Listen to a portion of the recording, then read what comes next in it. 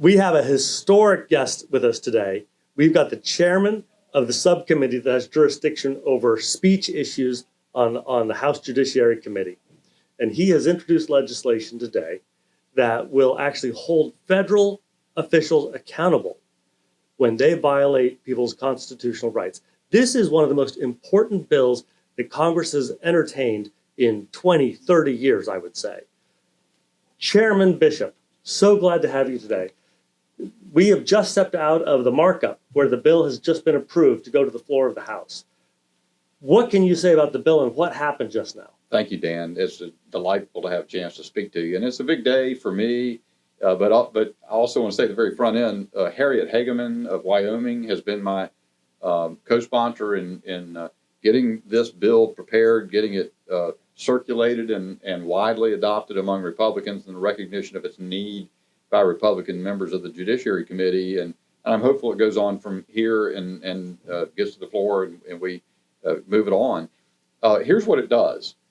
It allows individual citizens who are deprived of their First Amendment rights by federal officials to sue federal officials in court, hold them accountable in court.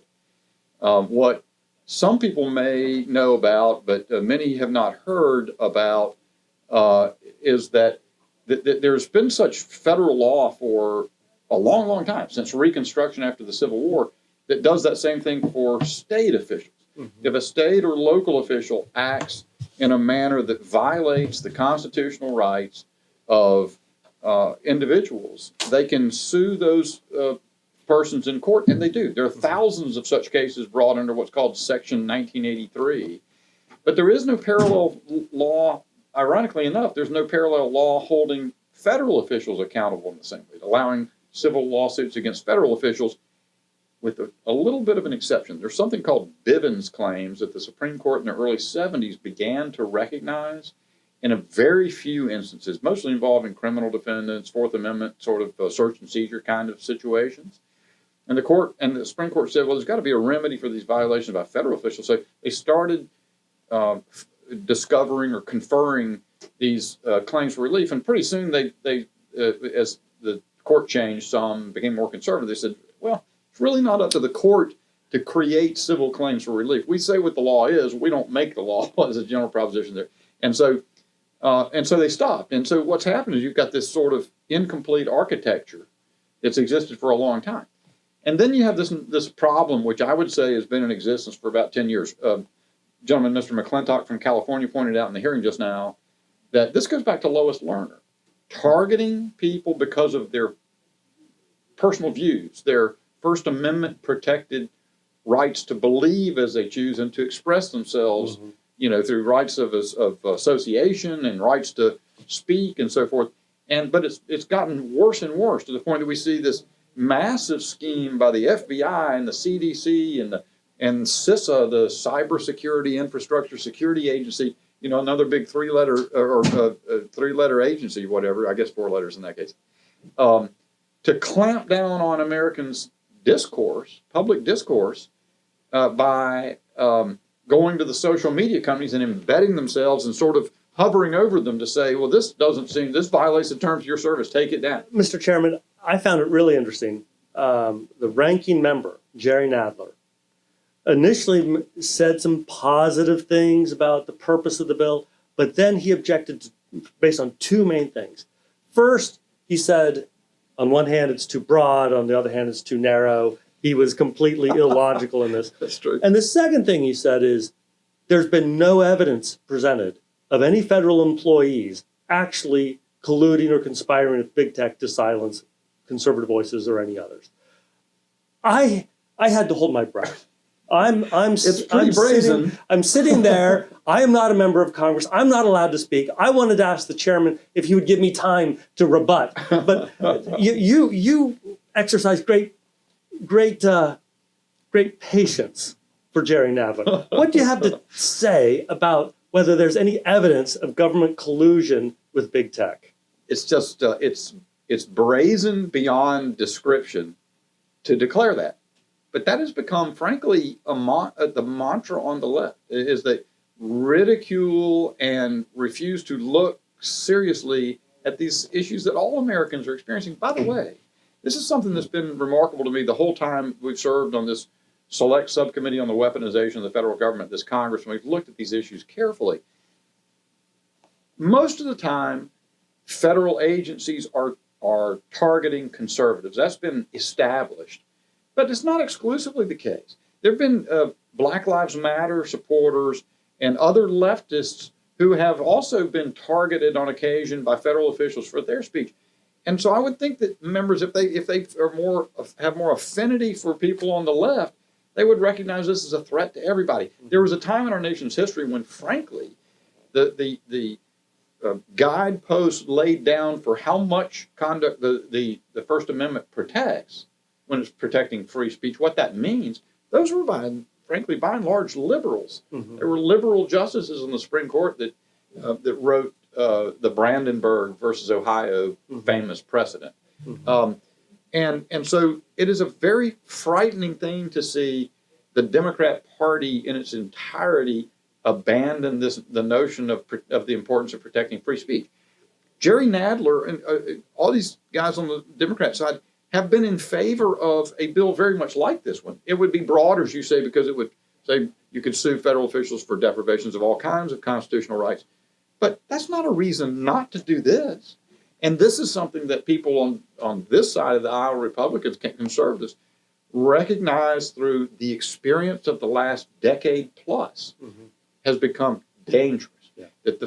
And frankly, I think the reason Democrats don't want to agree to it is they don't want to give up their latest weapon of choice. Mm-hmm. Their latest weapon of choice is to use federal agencies, to use faceless, nameless bureaucrats buried in the bureaucracy, to go and harass the ever-living life out of conservative Americans for what they believe in. And somebody said in the hearing, and I hear all the time, people who would say, I'd love to support you and maybe make a contribution to a campaign or whatever, but I'm afraid to do it because I think I'll be audited. And in fact, they say they are audited. You know, it follows like the night following the day. Well, then we also have government taking direct action to silence conservatives, not just threat of OSHA and EPA and these other regulatory bodies showing up at people's businesses. Absolutely but right. We've seen out of DHS and DOD and even the Department of Energy and State, et cetera, DOJ, direct efforts to fund censorship regimes. And now we see, again, out of energy, the weapons labs, as well as DOD, efforts to create artificial intelligence out of the National Science Foundation that would do just the same. Silence conservative voices in the name of trying to attack Russian disinformation. In fact, all of these iterations that are happening on this scope, now I'll come back and describe it because you've had alluded to it. Each one of these iterations seems designed to enable the censorship to become broader and deeper, and also to wipe the government's hands of direct involvement. So you started with, in the 2020 election, well, I say started with, but again, you go back to Lois Lerner, maybe even beyond, but what we began looking at was the 2020 election, run up to the 2020 election, all these agencies embedding themselves directly with social media companies, meeting with their management frequently, up to like once a week at the end, and saying to them, we think you ought to take these posts off your system, off your platform. And what possible interest does the federal government legitimately have to do that for Americans posting things that are protected by the First Amendment? But then, as great guys like Mike Benz have pointed out and others, it evolved from that, even as it was going on, to begin using like pseudo-academic institution, groups at Stanford University, the University of Washington, to sort of outsource it. And you heard the people that were involved in that saying, yes, we're doing something the federal government can't do. In other words, federal government was funding this and conspiring to make it happen, urging it to happen. But then the actual censoring activity, engaging with the platform, started to be done by these, again, pseudo-academic sort of groups or projects at various universities. And then what you're referring to is the next step again. People kind of go through the revolving door from Washington, the CIA, the intel agencies and so forth. You just said DOD and energy. And they end up in being involved in creating the architecture so machines can take it over and do it automatic. Yeah. And all of it is as dangerous as it can be to the vitality and the flourishing of the United States of America. That when people say, well, how are our fundamental rights at risk? That is the picture, and it is scary. So every single Republican on the committee voted for the bill. There were some who expressed that they are cautious about pursuing statutory remedies. Mr. Armstrong, I thought, was particularly persuasive in why he supported this bill, even though he generally takes a cautious approach. As this moves to the full House of Representatives for a vote, we can pray. Do you see any Republican opposition to this? I wouldn't count it out. The concern, there is this split within the Republican conference that is fairly enduring. We see it on the question of reform of the Foreign Intelligence Surveillance Act. There is a cadre of people who are intel oriented. They want to make sure to protect the intel agencies at all costs. I think the intel agencies and the federal law enforcement are unfortunately engaged in excesses that threaten the American people. I think the American people come first. Yeah. And so I wouldn't be shocked to see that.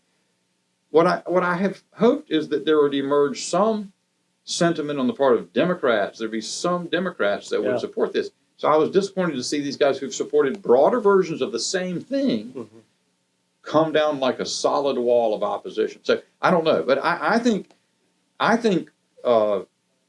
members in the Republican conference ought to hear from the people. I guarantee you, I know what the base thinks. What American, and I say base. That sounds like I'm talking about a Republican base. I don't think it matters to people. I don't think they think the government ought to be telling them what they can say. Well, I can't remember if you were the member or if it was another member who pointed out our poll at the Media Research Center. We're the ones who took the poll that showed that half of Democrats who had voted for Joe Biden had never heard of the Hunter Biden laptop story. I remember that. And 9% of them said that had they learned of it, had they known of it, they would not have voted for Joe Biden. Right. That determined the outcome, where our U.S. intelligence operations, colluding with big tech and big media, silenced that story to help Joe Biden win re-election.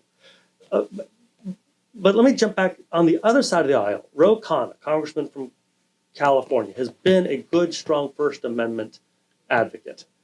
He was not in the committee today. Right. Congressman Ivey asked a number of questions. And maybe you'll say I'm naive. He seemed sympathetic, but clearly unwilling to vote for this legislation. How many Democrats do you think could vote for this? I think it would have to develop. I would think that if I were a Democrat and I'd been in favor of expanding Section 1983 claims to include federal agents for decades, I would reflect on this. And I would decide, I believe my view would be, this is an important step. And you have a moment when conservatives who are reluctant about adding civil litigation say, well, this problem's gotten so monstrous that we have to. And so we're going to take that step. I think they upon reflection, perhaps some of them will say we should support this as a means of expanding it partially in the way we want to and come back later and do more. But that's hard to see. Hard to say how that'll develop. Ro Khanna, you talked about, he's been one Democrat. He's been the one Democrat. If you go back to the Twitter files thing that came out as Elon Musk took over and they released all the information that had been compiled by their so-called trust and safety team, their internal private censors, which they can do. When that happened, there was one Democrat who was telling them in their dialogues, you shouldn't do this. This isn't American in its essence. And that was Ro Khanna saying you shouldn't squelch people's conversations.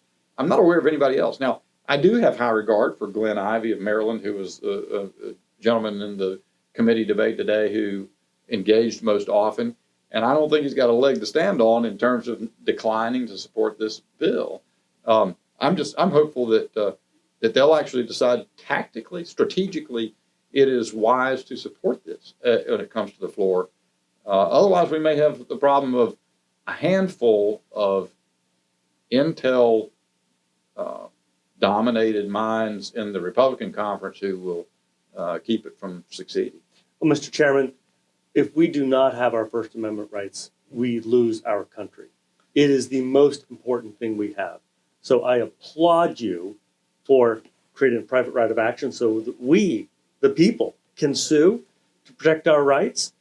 Thank you for introducing this legislation. What do you think is the next and final step before we can see America turn the corner?